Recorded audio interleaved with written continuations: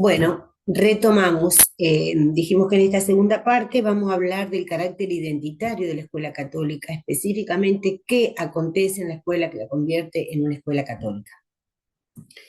Acá trabajé con un artículo de un profesor que se llama Guillermo González, que yo lo leí hace muchos años por primera vez, inclusive lo trabajé en la escuela donde estaba en ese momento, porque me parece que tiene un poder de síntesis, de captar lo esencial de la escuela que es digno de ser rescatado y pensado por todos.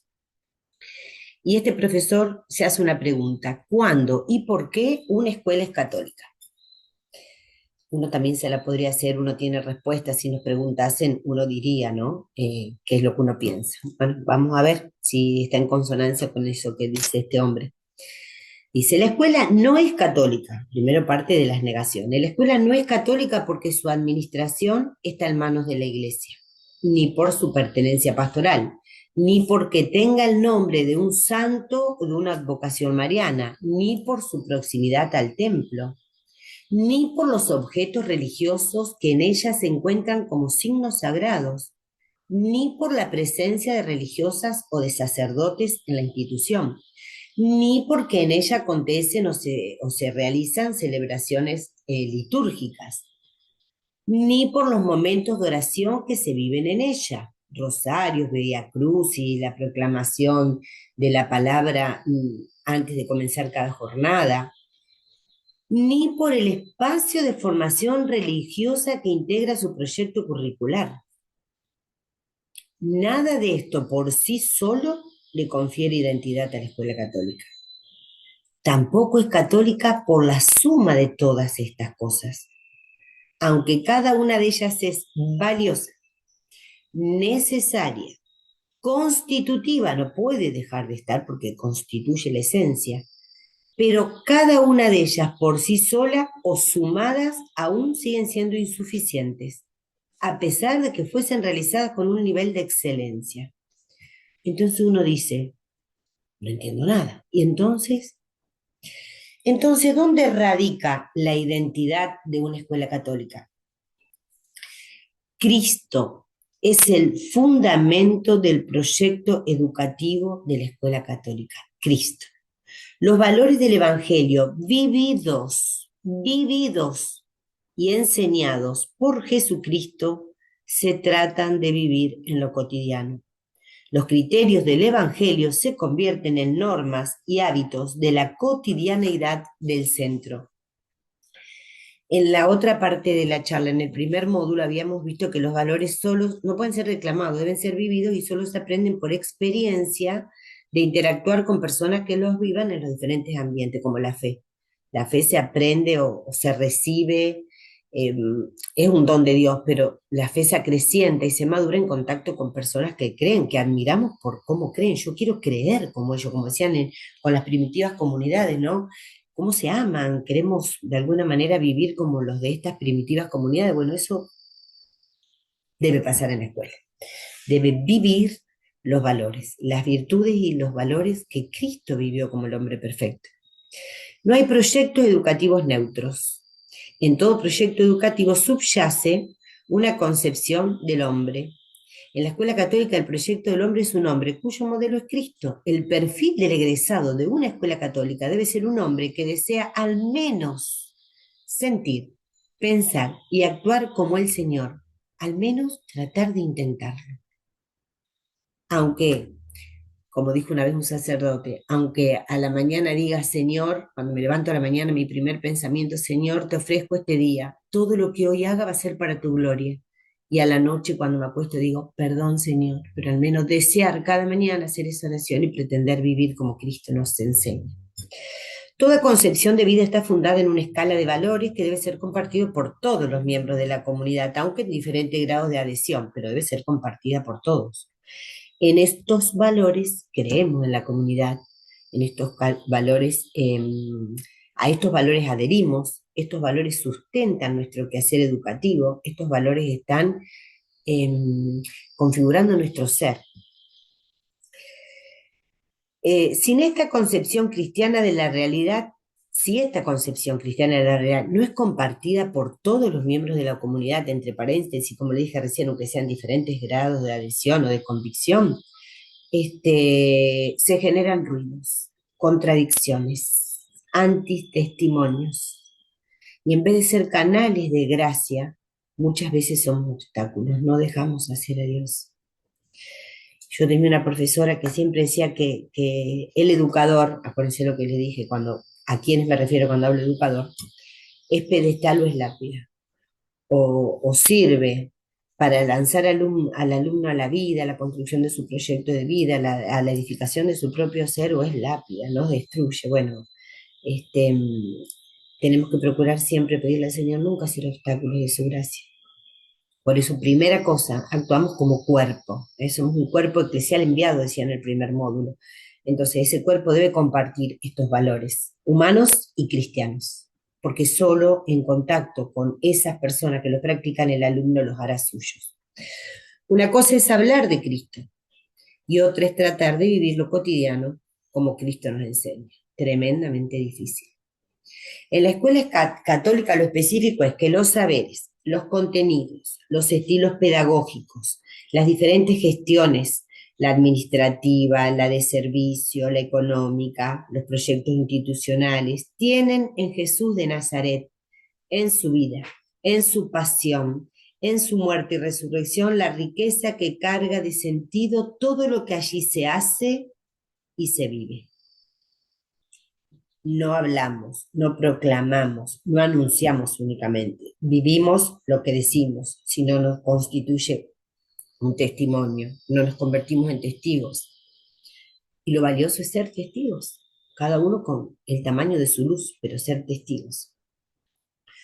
Los valores del Evangelio que cargan de sentido todo lo que allí se hace, están operantes y vivos en la comunidad y se convierten en ella en normas educativas, en motivaciones, en metas, en normas de trabajo y en criterios de discernimiento para actuar frente a los problemas y a los desafíos diarios que son enormes. Acuérdense el cuento de ayúdame a mirar, ayudarnos a mirar esos desafíos para tratar de preservarnos del error y siempre a la luz y a la sombra de la palabra de Dios, que es la que nos preserva de cometer grandes errores.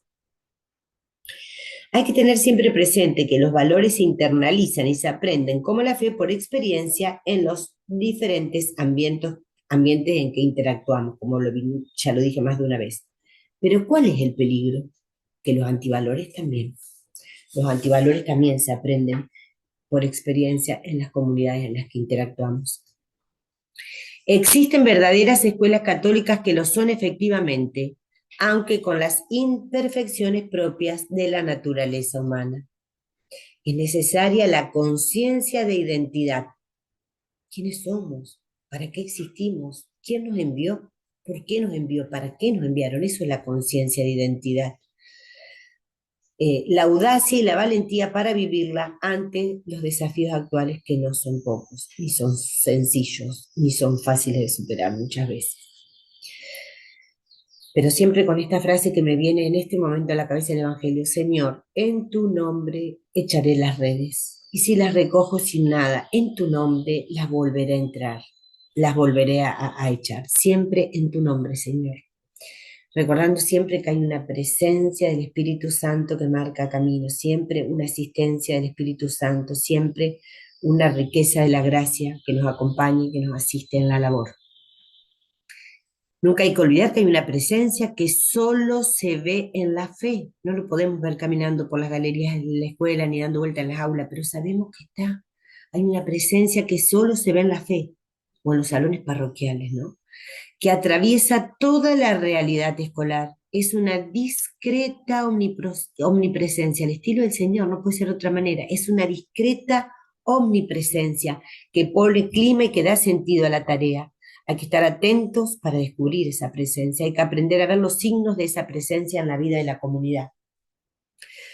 Una fe donde la fe adquiere esa conciencia que jerarquiza su quehacer educativo en dirección cristocéntrica es una escuela católica. La catolicidad respeta la naturaleza de la escuela que primero para ser católica debe ser escuela, lugar de formación académica de excelencia, ¿sí? Preparar en las ciencias humanas. Primero debe ser escuela. Dijimos, la catolicidad respeta la naturaleza de la escuela católica, que primero debe ser escuela, pero la eleva, la enriquece, como cuando la gracia toca lo humano, lo transforma y lo capacita. De la misma manera, la gracia toca la escuela y la eleva, la capacita, la transforma. Dios con su gracia lleva a la plenitud todo lo que hacemos. Si hay alguno entre ustedes que sepa de música, sabe que cuando uno se encuentra con una partitura donde están las notas de lo que se va a interpretar en el instrumento, delante del pentagrama hay una clave. Si la clave es de sol, las notas en un lugar significan una cosa. Si yo la clave del sol, leo el do en un espacio determinado. Pero si la clave es la clave de fa, ese do va a tener otra significación, va a tener otro valor, se representa en otro lugar. Entonces yo me atrevería a decir que la escuela, en la partitura de la escuela, la clave para leer las notas de todo lo que allí funciona, tiene que ser una clave cristológica.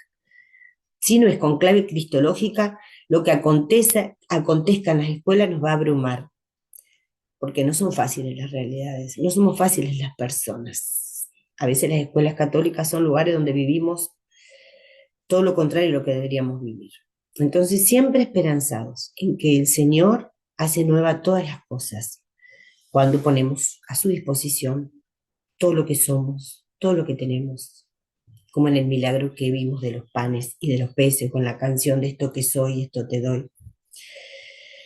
Entonces, vivir y educar en clave cristológica. No se educa si no se vive. ¿Para qué educo? Para el destino natural del hombre como ciudadano del mundo y para el destino sobrenatural del hombre que camina por la vida hacia el cielo.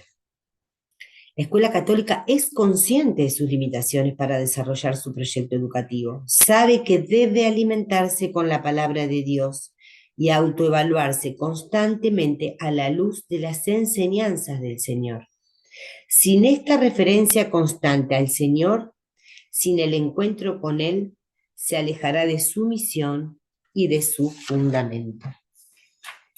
La escuela católica es una escuela que se llena de Cristo y así se convierte en un taller, como el taller de Nazaret, donde las personas aprendemos a mirar la vida desde el misterio de la Pascua y a relacionarse con nuestros prójimos al estilo fraternal y solidario que es la marca registrada del reino. La escuela católica es la utopía del cristianismo. Nuestras ignorancias y miserias oscurecen la identidad de este proyecto y duele la distancia entre la realidad y los ideales. Pero a las utopías hay que recordarlas y proclamarlas, porque no están para desmoralizarnos, ni están para paralizarnos, no están para eso. Dice Fernando Birri, la utopía, hablando de la utopía, ¿no? Ella está en el horizonte. Me acerco 2 pasos y ella se aleja 2 pasos más. Camino 10 pasos y el horizonte se corre 10 pasos más allá. Por mucho que yo camine, nunca la alcanzaré. ¿Para qué sirve entonces la utopía? Para eso sirve, para caminar. Entonces, si la escuela católica es la utopía del cristianismo, siempre estará en el horizonte hacia el que debemos caminar para ser mejor, lo que el Señor nos ha invitado a hacer, con el convencimiento de que no estoy aquí por casualidad. Estoy aquí, yo ahora, dando estas palabras para ustedes, con la convicción absoluta de que el Señor me llamó, que así lo quiso, con esto que soy. Indudablemente habrá personas mucho más capacitadas que yo, con un carisma quizá mucho más importante o poderoso o influyente que el mío. Pero el Señor me llamó para hacerlo. Lo mismo que en la escuela. Uno puede decir, no, yo no hago esto porque hay otro que lo sabe hacer mejor.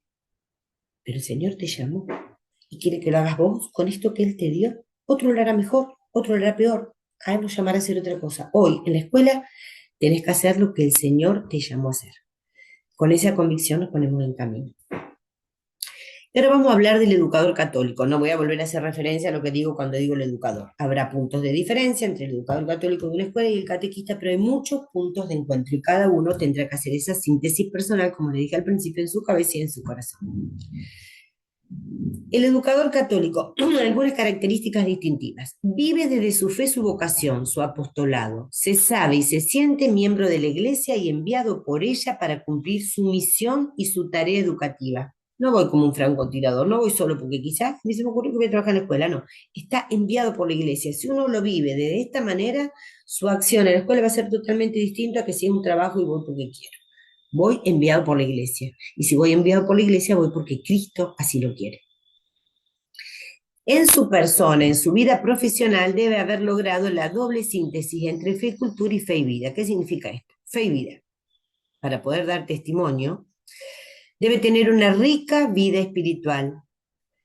Nadie siembra afuera, les dije hoy, lo que primero no ha sembrado en su propio corazón, o han sembrado otros, el Señor, a través de otros en el propio corazón. Alimentarse de la palabra, recibir la fuerza de los sacramentos, recibir la fuerza de los sacramentos, porque si no me quedo sin fuerza, como una pila que se queda sin energía.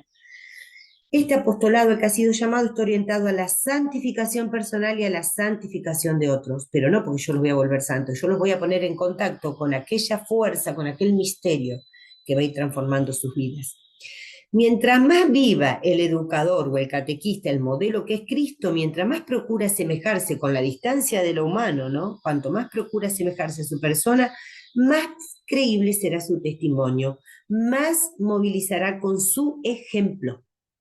Aun cuando no hable, si su testimonio es auténtico, su silencio será anuncio eficaz del mensaje. Qué impresionante y qué cierto. Debe vivir lo que cree. De ese modo su comportamiento no generará discordancias. Las incoherencias, las disociaciones entre fe y vida provocan interferencias. Nos convertimos entonces en obstáculos y se dañan las almas de los que nos están mirando, porque los alumnos siempre nos miran. Entonces, fe y vida, debo dar testimonio, debo ser ejemplo. Y cuando me equivoco también soy ejemplo, porque les hago ver a ellos que ellos también se van a equivocar y que siempre hay un camino de regreso, siempre una manera de superar. No somos perfectos. Y cuando nos hacemos lo perfecto, los alumnos ven que somos antitestimonio. Cuando somos auténticamente, sin máscara, lo que somos, tratando siempre en este proceso constante de conversión, de parecernos más cada vez al Señor, ahí nos volvemos más creíbles. Esa era la síntesis entre fe y vida que debe tener lograda el educador en su persona. Pero también tiene que tener lograda la fe, la síntesis entre fe y cultura. ¿Qué significa? Que el educador de todas las disciplinas, incluida el profesor de formación religiosa, del que vamos a hablar específicamente, debe tener una sólida formación académica que le permita hacer eficazmente su quehacer educativo. Sabe que cada disciplina contribuye a la formación de la personalidad humana y cristiana. Cada una de ellas tiene objetivos, contenidos, métodos intelectuales de investigación que desarrollan la inteligencia, las competencias cognitivas, la creatividad, las habilidades y destrezas, las actitudes morales y sociales. Cada una de estas disciplinas diferentes que se abordan en la escuela tiene verdades para ser descubiertas, valores a los que adherir y virtudes que practicar. Virtudes humanas y virtudes cristianas, ¿no? Cuando yo estudio, cuando yo soy responsable, cuando yo soy honesto, cuando yo coopero con los que no saben, cuando yo generosamente ayudo a mis compañeros, estoy practicando virtudes y estoy asumiendo valores porque considero que son un bien. El valor es un bien que yo deseo para mí, que yo reconozco como un bien y deseo para mí. El educador, preparado en su disciplina, puede elevar al alumno a la perspectiva de la fe en el dictado de su cátedra, enriquecer el saber humano con los datos y la riqueza de la fe a través de su mediación pedagógica. La orientación de la enseñanza no depende solo de los contenidos que hemos elegido, sino de la personalidad y de los carismas y de los talentos de quienes enseñan, de quienes educan. Nunca hay que perder de vista que el educador cristiano es un formador de hombres. El pastoreo del Señor, su pedagogía, nos enseña nuestro modo de pastorear. Debemos pedir en la oración, sentir la necesidad en nuestra tarea de tener el mismo corazón pastoral del Dios de la vida, que Él nos lo regale. pedir esa gracia. Esta pedagogía del Señor es una pedagogía de contacto directo, de contacto personal, sencillo, cercano, cálido, con todo el ser, con todo lo que tenemos en el corazón, sin máscaras que oculten nuestro verdadero rostro, porque si hay alguien a quien no podemos engañar es a los niños y a los jóvenes. Decía Josefina Semillán, una filósofa, que los niños están tan próximos al origen, este, que por ahí tienen algo que hace que ellos puedan ver la realidad desde su más absoluta inocencia. No los podemos engañar, no podemos decirle queridito y que ellos crean que los amamos si no los amamos. Debe tener presente el educador cristiano la necesidad de compañía y guía para que el alumno necesita en las distintas etapas de su crecimiento, y la ayuda, o sea, tener en cuenta eh, esa necesidad de compañía y guía y esa necesaria ayuda que le hace falta para superar sus dudas, sus temores, sus obstáculos, los peligros que los amenazan, ayuda frente a sus desorientaciones, consuelo ante sus dolores, ante sus temores, ante los problemas familiares. Hace poco tuve la gracia de juntarlo con un grupo de alumnos que habían egresado de la escuela hace muchísimos años, ¿no? Y entre las cosas que ellos me contaban y que uno se olvida también, por gracia de Dios, está bueno que nos olvidemos, una de ellas me dijo algo que yo no recordaba, que yo un día salí de la dirección para ir hacia el otro extremo de la galería de la escuela y ella estaba sentada solita en un banco. Entonces yo me arrimé y le dije, Cecilia, ¿qué te pasa? ¿Por qué estás tan triste? ¿Me lo querés contar? Y ella me dijo, no, no quiero hablar. Entonces dice que yo cambié mi rumbo, me senté al lado de ella y le dije, bueno, entonces déjame que te acompañe a estar triste. Y me quedé con ella sentada. Fue tan pequeño ese gesto que yo no lo recuerdo y no lo cuento como que es algo mío que me hace ensoberbecerme por lo bien de lo que hice, sino porque fue sin duda algo de Dios que yo ni siquiera recordé.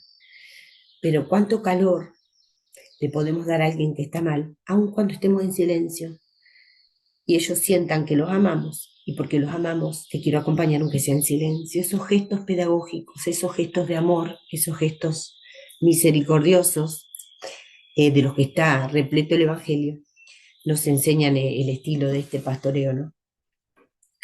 Lo cuento con mucha humildad como algo que fue hecho por Dios a través de mi cuerpo. Yo ni siquiera lo recordaba, lo tenía en la conciencia. El alumno es la fuente de la que el educador obtiene el conocimiento necesario para poder comprenderlo, acompañarlo, entenderlo y guiarlo en la medida de lo posible. El docente cristiano debe conocer el Evangelio para poder enseñar y dejarse enseñar en él, en el Evangelio, por la persona de Jesús, conmoverse con sus gestos de amor, de misericordia, con sus palabras de perdón, con sus miradas llenas de compasión. Tenemos que preguntarle, ¿cómo actuaría, Señor? ¿Qué quieres que yo haga frente a esta situación? ¿Cuáles serían tus actitudes, tus palabras en esta ocasión? Nos lo responde en el Evangelio y en la oración personal. Debemos propiciar momentos para que nuestros alumnos tengan experiencia de Dios, para que puedan aprender a verlo y abrirle el corazón, para escucharlo, para que se sientan movidos a la oración en las distintas situaciones de su vida. Oración por sí mismo, oración por los demás. Algunas de las preguntas que nos tenemos que hacer siempre, si queremos tener este estilo identitario para nosotros, de ser pastores al modo del pastoreo del Señor, eh, serían, eh, ¿tenemos conciencia de la misión que se nos ha confiado? Les vuelvo a decir, en la catequesis o en la escuela, en la parroquia o en la escuela. Traducimos en gestos pedagógicos ser autoridad y entregarnos generosamente para el encuentro con nuestros alumnos. Somos fuertes y valientes para defender a nuestros alumnos de los peligros que hoy los acechan. Identificamos esos peligros, podemos nombrarlos. ¿Cuáles son los lobos en la actualidad de los que tenemos que protegerlos? ¿Los tenemos en cuenta y los abordamos en nuestra tarea de formación? ¿Procuramos alejar de ellos esos peligros y orientarlos hacia el bien? Conocemos la vida de nuestros alumnos, recién dijimos que los alumnos y las familias son las fuentes que nos dan el conocimiento necesario para llevar adelante nuestro quehacer. No educamos alumnos ideales sentados en asientos a siglos luz de distancia en nuestra vida. Educamos a personas que tienen una vida y que tienen problemas y que tienen alegría y que tienen dolores. Entonces conocemos sus vidas, dónde viven, qué viven, cuáles son sus problemas, sus dolores, sus necesidades. Si no, disociaríamos la educación de la realidad de sus vidas, ¿no? Reunimos a los dispersos, como hacía Jesús, a los que se sienten solos o excluidos, los acompañamos teniendo en cuenta la diversidad de situaciones vitales por las que atraviesan. Procuramos fortalecer a los débiles, los escuchamos, buscamos, llamamos, nos acercamos a los que están heridos por la vida, los consolamos, los acompañamos. Les enseñamos su propio valor y el valor de cada ser humano. Tenemos sueños y proyectos para reunirlos, para entusiasmarlos con la vida, para rescatarlos de la cultura de la fragmentación y de la dispersión, del individualismo sin sentido. ¿Los queremos? ¿Creemos en ellos, en sus posibilidades? ¿Creemos en la tarea que realizamos? Aunque no cosechemos. ¿Es nuestro corazón íntegro sin dobleces? ¿Conocemos nuestras limitaciones? ¿Conocemos nuestros talentos? ¿Pedimos la gracia y la luz al Señor para servirlo en nuestra misión? Dentro del aula, dentro de la comunidad, el alumno hace experiencia de haber sido creado para la comunión, hace experiencia del ser con otros. Hay riqueza de oportunidades para aprender a vivir en relación esta dimensión comunitaria de la persona en las aulas, en las galerías, en los patios, en la escuela. Podríamos decir que el aula es un taller donde aprendemos a relacionarnos, aprendemos a ayudarnos, aprendemos a pedir perdón, aprendemos a perdonar, a desarrollar el sentido de pertenencia. Tenemos la posibilidad de educar en la fraternidad, en la generosidad y en tantas virtudes que deben ponerse en práctica en la vida en común, como el respeto, la paciencia, la tolerancia, la generosidad, el alegrarme con la alegría del otro sin sentir envidia. Todas estas cosas, el aula es un taller, como les dije, un taller de vida. La escuela no puede estar ajena a la vida que está del portón para afuera, si no, no hay escuela. El docente debe constituir verdaderos equipos de trabajo con sus colegas y mantener con ellos una fluida comunicación. No se puede trabajar en soledad. La sinergia es energía que brota del encuentro con todos y que somos incapaces de tenerla si trabajamos solos. Hay búsquenlo en el Google porque es hermoso, porque muchas aves vuelan en B. Las gaviotas, entre ellos, dice que la formación en B, aparte de tener muchos beneficios, hace que los que están adelante, cuando se casan en esas migraciones de kilómetros y de muchísimo tiempo de vuelo, hace que las que están adelante cansadas puedan cambiar su posición en ese volar en B y dirigirse hacia el fondo para que otros se pongan adelante, y el cansancio personal no perjudique la comunidad. Muchas veces nuestras miserias se ponen en juego en las escuelas, ¿no? Y por ahí pretendemos, a lo mejor con más o menos conciencia, tener lugares protagónicos de mucha importancia, y hay que hacer esta tarea con mucha humildad, porque a veces el Señor nos enseña guardándonos como las acuarelas y los pinceles en un cajón. Nos llama cuando quiere, nos guarda en el cajón cuando quiere. A veces perdemos protagonismo y esto debe ser motivo de alegría, ofrecer al Señor como el tallado del dintel que les dije, oh, el Señor ve. Entonces, bueno, no podemos enseñarle a vivir a los alumnos con sus compañeros lo que nosotros no vivimos como equipo con los nuestros. Debe superar la mirada que tenemos a los padres como adversarios, debe ser superada esa mirada, aunque a veces nos den motivo y procurar sumarlos a la tarea en común de educar a sus hijos en los contextos difíciles y actuales, signados por el pluralismo, por el relativismo moral, por tantos peligros, tantos lobos que los amenazan como la droga, y tantos otros, ¿no? Donde los criterios de la actualidad intentan imponerse como valores y ayudarlos a los padres en una verdadera escuela para padres, desde la escuela, en esos tantos momentos que tenemos de encuentro con ellos, a procurar poder cumplir eh, su función como primeros educadores. Los padres necesitan ayuda y a veces hay que rascar la cáscara de la soberbia o del amor propio que tienen para decirle, yo estoy con vos codo a codo para el bien de tu hijo, ¿no? El educador cristiano debe destacarse por apoyar la verdad, por la justicia, por su compromiso con el bien común. Debe ser un observador de la realidad del aula, de la realidad familiar, del contexto de los alumnos, de la realidad barrial, de la realidad nacional, porque tiene que reconocer cuáles son las dificultades y las enseñanzas de formación. Debe poseer, una constante actitud de servicio, una fraterna solidaridad con todos, una íntegra vida moral, es un requisito, y un compromiso por el bien común. Imagínense si los alumnos supiesen que uno roba de la caja de la escuela o roba de la cantina de la escuela y le queremos hablar del valor de la honestidad, sonaría caería un pozo sin agua, como un eco sin ningún asidero que me permita tener la autoridad para hablar de algo que yo no vivo. No puedo seguir a mal el profesor de formación religiosa ahora.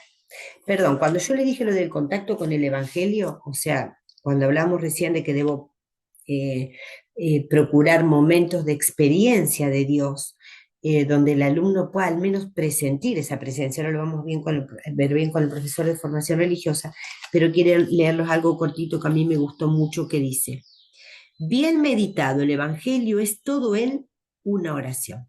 El Evangelio es Jesús hablando con su Padre en nombre de los hombres, o con los hombres en nombre de su Padre, o son los hombres hablando con el Padre por medio de Jesús, y el Padre hablando con los hombres por medio de su Hijo. El Evangelio siempre nos presenta un diálogo afectuoso expresado por medio de palabras, de obras, de miradas, de gestos, de lágrimas, de alabanzas, de acciones de gracia, de bendiciones. Tenemos que poner a nuestros alumnos en contacto con el Evangelio y Dios hará el resto. Específicamente, el profesor de formación religiosa. La enseñanza religiosa, como la catequesis, es un apostolado laical. Adquiere, como dijimos, una importancia enorme la sólida formación doctrinal y la vida de fe de quien la imparte. Hago referencia a la síntesis entre fe y cultura y fe y vida, ¿no? A eso se refiere. Esta sólida formación religiosa incluye el conocimiento de la doctrina social de la Iglesia, que es parte de la concepción cristiana de la realidad y de la vida. Puede ser su contenido objeto de trabajo de equipo de la pastoral de la comunidad, que tiene una tarea. Dijimos que cuando hablamos de pastoral escolar hablamos de toda la comunidad escolar, de los porteros, de los administrativos, de los que cobran la cuota, de los directivos, de los equipos docentes, de todos. Dentro de la comunidad pastoral está el equipo de formación religiosa, que tiene el objeto de animar, entusiasmar, mantener la atención hacia, organizar momentos de oración de la comunidad, organizar las celebraciones litúrgicas, los momentos de oración, los Via Crucis, quizás la oración de entrada de cada jornada, de cada turno, organizar, no sé si les dije, actos de caridad, organizar encuentros de formación, retiros, porque la vida de fe debe ser alimentada, si no se queda chiquitita, se estanca, debe ser alimentada, ¿no? Entonces el equipo de pastoral es muy importante para mantener la sensibilidad social, la comunidad abierta a la caridad. Nos ayuda a mantenernos encendidos como antídoto ante la indiferencia global mencionada por el Papa Francisco. Nos moviliza a trabajar por la justicia social, la caridad, ¿no? Acá se me viene a la cabeza la parábola del buen samaritano, ¿no? No puedo ser impasible ante el dolor, el desgarramiento del otro, ante la necesidad de los hermanos. Aunque no tengamos en nuestras manos, hay una frase famosa que dice: no tengo en mis manos la solución para el problema del mundo, pero frente al problema del mundo tengo en nuestras manos. Y por ahí el equipo de pastoral tiene esta función de ir animando a toda la comunidad. El profesor de formación religiosa indudablemente será uno de los miembros del equipo de pastoral que tiene todas estas funciones que yo les dije. El profesor de formación religiosa cumple una función muy valiosa, transmite la enseñanza de Jesucristo y debe mantenerse siempre fiel al magisterio de la Iglesia, que protege la doctrina evangélica y nos guía para no cometer errores. No transmito lo que digo yo, lo que yo interpreto, lo que a mí me parece, lo que yo siento, lo que yo pienso, no, yo transmito lo que dijo el Señor y lo que custodia el magisterio de la Iglesia. Esta enseñanza, este espacio dentro de la escuela, no se propone solo el conocimiento intelectual, que es válido en sí mismo, ¿no? La apropiación de saberes, que es, le vuelvo a decir, válido, porque en cuántos momentos de la vida, en una situación difícil, vienen a nuestra cabeza y a nuestro corazón palabras del Evangelio, un salmo. El Evangelio ilumina momentos de nuestras vidas. No solo esa formación una formación intelectual, el conocimiento, sino que lo que se procura desde el espacio de formación religiosa, además de este conocimiento académico que va a iluminar sin duda la vida, lo que se procura es el encuentro con el Señor, una experiencia de Dios que nos toca el corazón y nos cambie la vida. Lo conocí, lo amo, tengo deseos de seguirlo como discípulo. Si educar en caminar el proyecto de una vida humana hacia su plenitud, la oración bien lograda es una expresión valiosa de que ese proyecto se realiza. El educador creyente no puede olvidar que la posibilidad de una relación personal con Dios es un aspecto serio, esencial de la personalidad humana.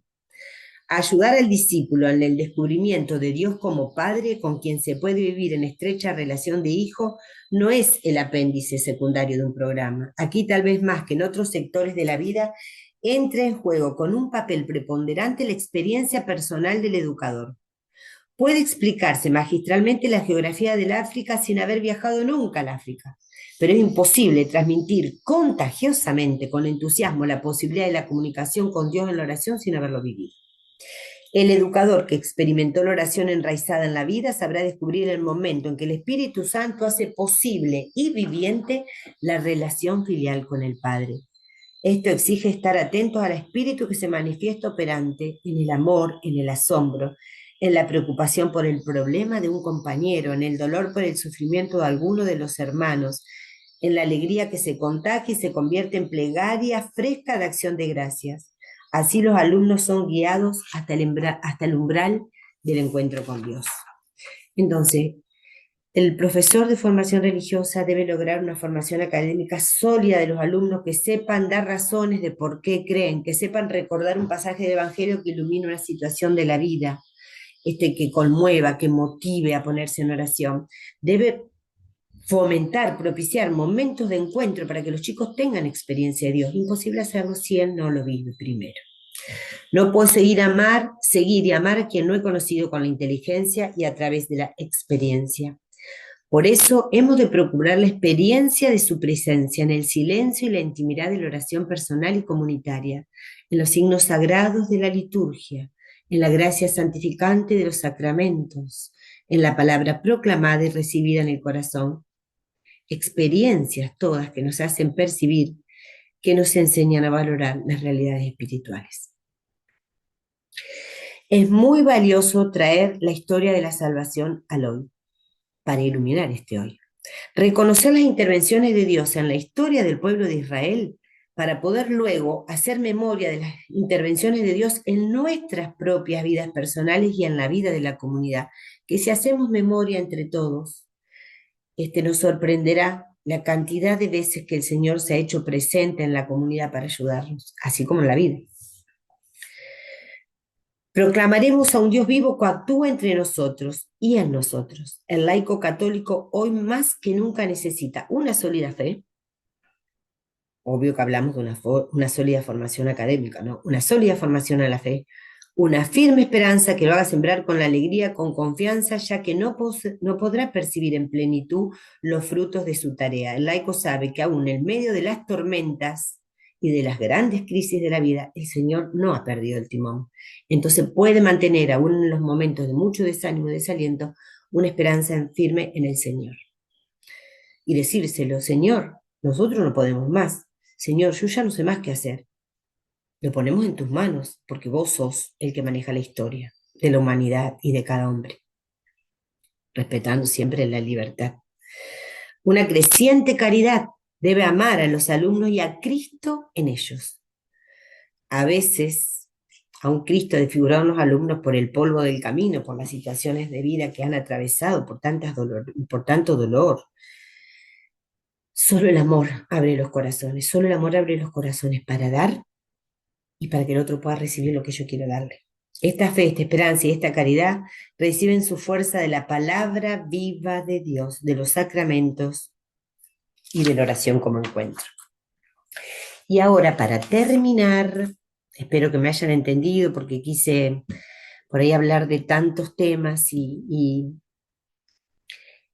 no perder nada, aunque sea un poquito de cada una de las cosas que a lo mejor quedó muy complicado. Eso lo verá cada uno de ustedes, yo no lo voy a poder evaluar. Voy a leerles un cuento que, como he perdido el librito, me lo debo haber olvidado en el IAX. Este es un cuento muy valioso para mí. Me lo pasó una amiga por teléfono y bueno, lo voy a tratar de leer desde ahí. Son dos páginas distintas, así que por ahí una pausa en el medio. Sepan disculpar mi infantilismo tecnológico. Este cuento es de Mamerto Menapache, a quien admiro profundamente, y se llama Melones sin semilla. A Nemesio le gustaban los melones. Cuando de visita en un rancho era convidado con un buen melón, no omitía el ritual de pedir semilla de esa variedad para sembrarlas en su chacra. De esta manera había conseguido no solo almacenar cuanta especie de melón hubiese aparecido en la zona, sino también conseguir algunas variedades nuevas, gracias a los cruces hechos por él mismo con distintas especies. Pero como para el que busca nunca faltan motivos de asombro, llegó un día en que se topó con algo realmente increíble. Le regalaron un sabroso ejemplar de melón sin semilla. Al principio quedó perplejo. No podía negar que aquello fuera un melón. Y desde el momento que existía tendría que haber nacido. De ahí a proponerse producir la variedad no hubo más que la distancia de una decisión. Y Nemesio aquel año se propuso destinar toda la superficie de su chacra a producir esa nueva variedad tan original. Aró todo su terreno y prolijamente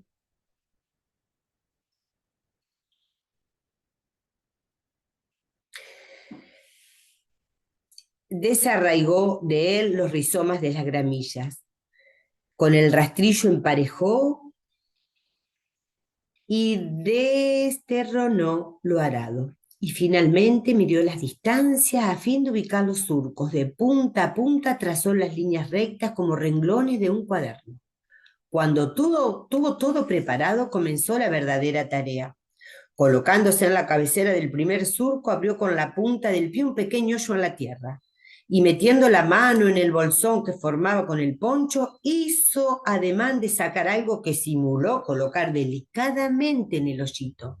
Luego se incorporó un poco y con el borde de la alpargata volvió a colocar la tierra en su lugar, apisionándola suavemente con la planta del pie.